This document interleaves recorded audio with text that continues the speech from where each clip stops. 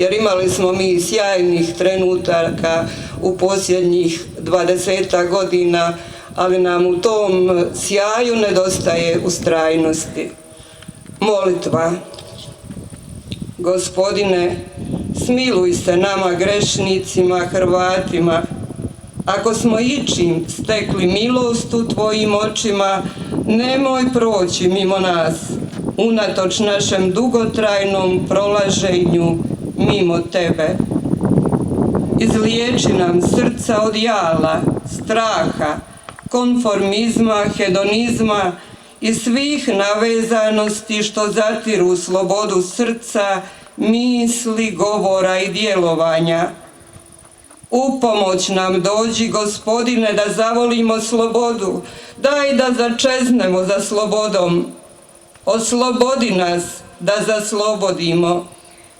Daj da uzmognemo navijestiti rat vlastitoj zavisti i zloći, depresiji, osjećaju manje vrijednosti i nesposobnosti, beznađu, bezvoljnosti, neaktivnosti i nezauzetosti, poltronstvu, prijetvornosti, zlobi, ucjenjivosti pod pritiscima, neustrajnosti i lijenosti, navezanosti na lažnu stabilnost svojih malih sigurnosti i interesa, kalkulantskom i sluganskom mentalitetu, kukavičluku, himbenosti i nepouzdanosti, nedosljednostima i prevrtljivostima, ograničenosti, ogorčenosti i moraliziranjima, samoobmanama, kratkovidnosti i samodostatnosti.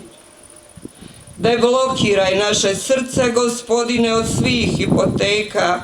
Daj da u sjaju oslobođenog srca čisto vidimo, mislimo, govorimo i djelujemo. Užeži, Gospodine, moje srce i srce svakog Hrvata ljubavlju Duha Svetoga.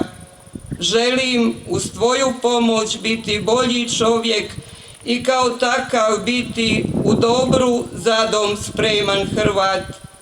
Gledaj, danas predate stavljam život i sreću, smrt i nesreću.